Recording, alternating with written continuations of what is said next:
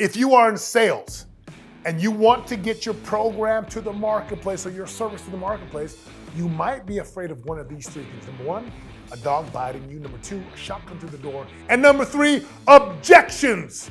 I've got 4 things to help you master overcoming objections. You know that this right here forever. And there will be no surrender. This right here forever. You know, when I was a door-to-door salesman, I was like dropped off in a neighborhood and I had to walk and knock and talk. And one of the things that I faced was objections. As a salesman, look, you're gonna have them. So I want to share with you 4 powerful tips. We're gonna call them Setemas Secrets to mastering objections. Secret number 1, identify the objection. Now look, when you're having a call, a sales, a face-to-face, you're going to hear objections. And if you're not used to them, write those down. As you're doing your sales presentations, right, you're gonna hear objections. You wanna write those down. Why do you wanna write them down? Because in every sales cycle, whether you're selling cars, vacuums, security, programs, seminars, information, consulting, there's only a handful of objections. Your job is to write those down. Write them down. That's step 1. Setema's secret step number 2 is identify 3, 4, or 5 different ways to overcome each objection. For example, when I was knocking doors, knock, knock, knock. They'd come to the door and they'd say, oh, we don't need a security system. We have a safe neighborhood. As soon as I heard safe neighborhood, I had already written that down and I had 4 to 5 ways to overcome them. It might sound like this. That's actually why we're here. People in safe neighborhoods, they get these things to prevent burglaries and things from happening. Anyways, and I'd move on.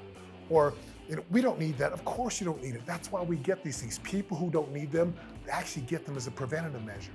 Or they'd say, look, my spouse isn't, and I could just rip off all the different ways. So step 1, identify the objection you're gonna face them. Step 2, come up with 3, 4, 5 ways of how you can overcome the objection. Which leads to Setema's secret tip number 3, practice. You know, Allen Iverson said, practice, we talking about practice. Look, a master practices till they really got it. And look, I love this, right? Amateurs practice till they get it right. Professionals practice till they can't get it wrong. And I love this, like when, again, back in any sales job that I've ever had, I would identify the objections that I'm gonna face. I would come up with 3, 4, 5 different ways how to overcome this objection, and then I would do what? Practice. Now, what do I mean by practice?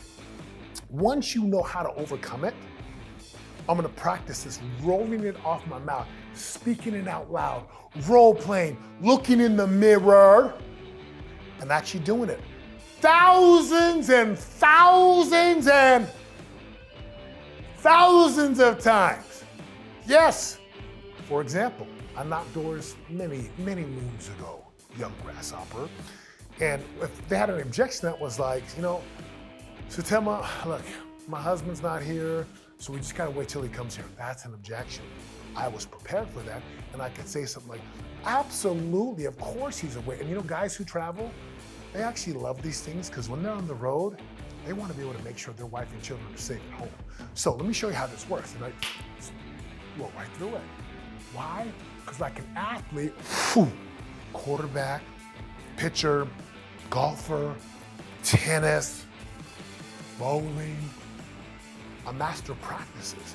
And practice for salesmen is all about saying it over and over and over and over again. Like you just gotta practice it. So step 1, identify your objections. Number 2, come up with 3, 4, 5 different ways to overcome the objection. Number 3, practice, man, over and over and over. And step number 4, see it differently. Or another thing is, listen to what they're saying, but hear the intention behind the words. For example, let's go back to knocking doors. When someone said, oh, Setema, I just can't afford it. I can't afford it. To me, I hear, tell me how I can afford it. Now, every cell's a little bit different. And if you can practice and hear what they're really saying, and you know they want the thing, your job is to see objections as buying signs. What they're saying is, can you help me justify why I need to buy this thing and separate from my money so I can have your program, product, or service? Look, it's amazing if you do this. Identify the objection, write down 4 or 5 different ways to overcome them. Practice, practice, practice, practice, reps, reps, reps. You get what I'm saying? 4, hear it and see it differently. Hear what they're really saying. I can't tell you how many people have told me, I can't afford it, I don't have money. And if you're a master of your craft, if you're really committed to helping people, you will learn and master how to help people overcome those objections so they can keep moving their life forward utilizing your value proposition. Like, if this has been useful, and maybe right now in your life, you're really, really good. You're like, oh, Setema, I got this, that's easy. But maybe it's not easy for a friend, a family member, or a colleague. Would you do me a favor? Just tag them below or share this video so that they can hear it, so they can get it, so they can become master, so they can help people, so they can get paid, so everyone benefits. Tag them, share their song, and look, go become a master salesman, because you're really helping people when you do that. Thanks for watching. Don't forget to share this, tag your friends. I'll see you on the other side.